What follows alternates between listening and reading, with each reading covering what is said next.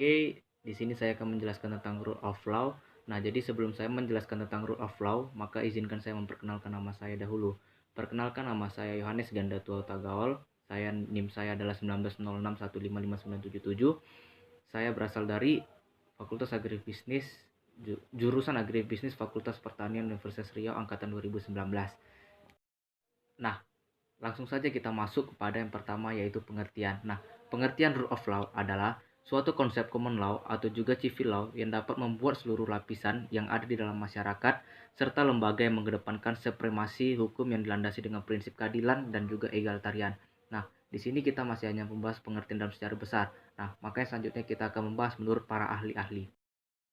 Langsung saja, yaitu menurut ahli yang pertama, yaitu Friedman. Nah, menurut Friedman, rule of law itu dibagi menjadi dua, yaitu formal dan hakiki. Nah, yang formal adalah sebagai kekuasaan umum yang terorganisasi, contohnya yaitu negara. Nah, sementara yang hakiki yaitu sebagai penegakan penyangkut ukuran hukum yang baik dan buruk. Nah, jadi menurut hakiki ini, rule of law itu adalah menyangkut apa yang baik dan apa yang buruk. Nah, menurut yang ahli yang kedua, yaitu Sutipto Raharjo. Nah, rule of law ialah sebagai salah satu institusi sosial yang juga memiliki struktur sosial sendiri serta memperakar budaya sendiri.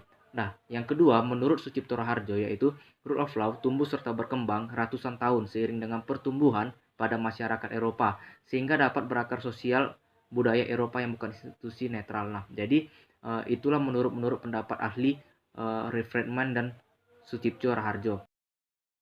Menurut ahli yang ketiga, yaitu Philippus Hemhardt-John, rule of law merupakan negara hukum yang menurut istilah bahasa Belanda adalah Rechtsstaat. Nah, ini lahir dari suatu memperjuangkan penentangan suatu absolutisme, yaitu kekuasaan yang semena-mena dan dapat mewujudkan negara yang dasarkan suatu perundang-undangan. Nah, oleh sebab itu, di dalam proses perkembangan Rechtsstaat itu memiliki ciri yang berevolusi. Nah, jadi menurut Philippus M. John, jadi rule of law itu merupakan hukum yang sudah yang menentang dari kebijakan-kebijakan yang semena-mena dari pemerintahan pada zaman dahulu. Oke, yang selanjutnya yaitu yang keempat, yaitu Friedrich Stahl. Nah, jadi menurut Friedrich Stahl, yaitu unsur pokok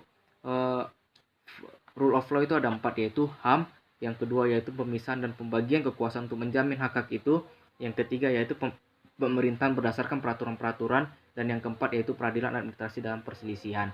Nah, yang selanjutnya yaitu kita akan masuk pada yang kelima, yaitu Sunarjati Hartono. Nah, rule of law harus menjamin apa yang diperoleh masyarakat ataupun bangsa yang bersangkutan dipandang sebagai keadilan, khususnya kepada keadilan sosial. Nah, jadi menurut Sunarjati Hartono, rule of law itu harus bisa menjamin ataupun menjamin suatu bangsa ya untuk dapat bersikap adil terhadap semua rakyatnya. Kita masuk kepada fungsi rule of law. Nah, jadi fungsi rule of law ada empat, yaitu mengatasi perselisihan, memberikan keadilan hukum, memberikan fungsi administratif, dan juga mengontrol sifat pluralisme dan konstitusionalisme. Nah, jadi fungsi rule of law itu yaitu dia itu seperti jika ada perselisihan maka rule of law harus bisa mengatasinya dan juga harus bisa memberikan keadilan hukum bagi seluruh rakyat ataupun seluruh warga negara bangsa tersebut.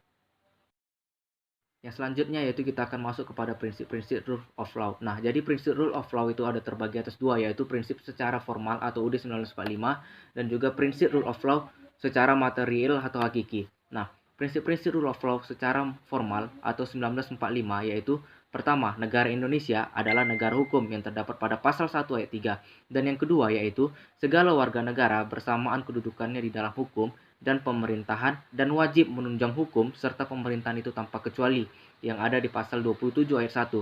Yang ketiga yaitu setiap orang berhak atas jaminan, perlindungan, pengakuan, serta kepastian hukum yang adil serta perlakuan sama di hadapan hukum yang ada terdapat pasal 28D ayat 1. Dan yang keempat yaitu setiap orang berhak untuk bekerja serta mendapat imbalan dan perlakuan yang adil dan juga yang layak dalam hubungan kerja. Nah, jadi rule of law dalam prinsip UUD 1945 yaitu bahwa warga negara harus dapat mendapatkan keadilan tanpa membedakan siapapun dia, apa latar belakang dia, sukunya dan apapun.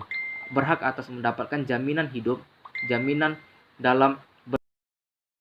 Nah, yang kedua yaitu prinsip rule of law secara material dan hakiki. Nah, jadi prinsip yang ada di dalam ini yaitu pertama, berhubungan erat dengan the enforcement of the rule of law. Dan yang kedua yaitu keberhasilan the enforcement of the rule of law itu tergantung pada kepribadian nasional masing-masing bangsa.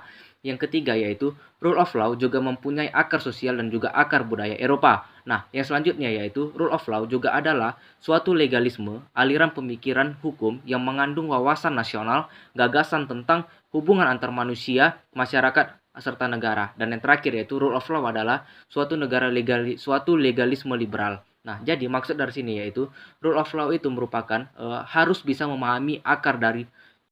Nah, yang selanjutnya di sini kita akan membahas unsur-unsur rule of law. Nah, jadi unsur-unsur of law menurut AVDC terdiri dari 3, yaitu suplementasi aturan-aturan hukum, kedudukan yang sama di dalam menghadapi hukum, dan terjaminnya hak-hak asasi manusia oleh undang-undang serta keputusan-keputusan pengadilan. Nah, jadi maksud dari sini yaitu rule of law harus bisa harus bisa mengatasi hukum-hukum yang bermasalah dan juga harus bisa menyamakan kedudukan-kedudukan ya dan juga harus bisa menjamin hak-hak hidup manusia. Nah, yang selanjutnya kita masuk kepada strategi pelaksanaan rule of law. Nah, jadi strateginya yaitu keberhasilan harus didasarkan pada corak masyarakat, hukum yang bersangkutan, dan kepribadian nasional masing-masing bangsa.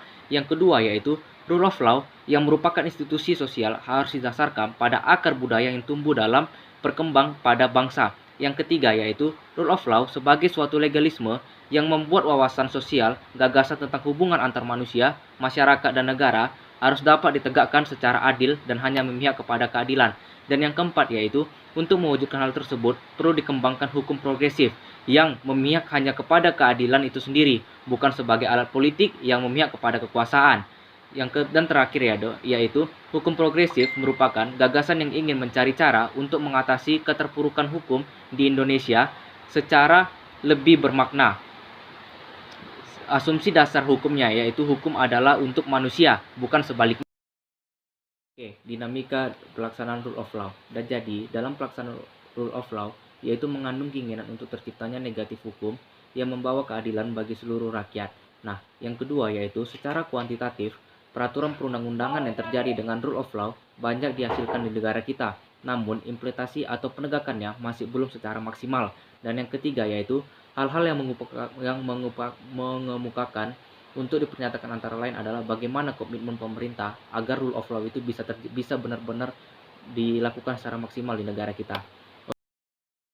Yang selanjutnya yaitu dalam proses penegakan rule of law maka dibantu oleh lembaga-lembaga penegakan hukum. Nah, jadi dibantu oleh penegakan hukum yaitu kepolisian, kejaksaan, dan KPK dan juga badan peradilan. Nah, jadi kepolisian fungsinya yaitu memelihara keamanan dalam negeri. Kalau kejaksaan yaitu untuk melakukan tuntutan, pelaksanaan penetapan hakim dan putusan pengadilan yang telah memperoleh kekuatan hukum yang tetap. Kalau KPK yaitu untuk pemberantasan terhadap korupsi, yaitu melakukan penyelidikan terhadap korupsi, penindakan tindakan agar tidak terjadinya korupsi, melaksanakan monitor terhadap penyelenggaraan pemerintah, dan juga menetapkan sistem pelaporan dalam pemberantasan korupsi. Dan badan keadilan terbagi atas 2, MA dan MK. MA adalah puncak kekuasaan kehakiman di Indonesia yang memiliki wewenang itu menguji peraturan perundang-undangan dan kewenangan yang ditentukan oleh undang-undang. Sementara MK yaitu menguji undang-undang terhadap UUD, memutuskan pembubaran partai politik, memutuskan perselisihan tentang hasil pemilihan, dan juga memutuskan sengketa kewenangan lembaga negara yang diberikan oleh UUD 1945. Oke, itu saja yang bisa saya jelaskan. Mudah-mudahan bermanfaat.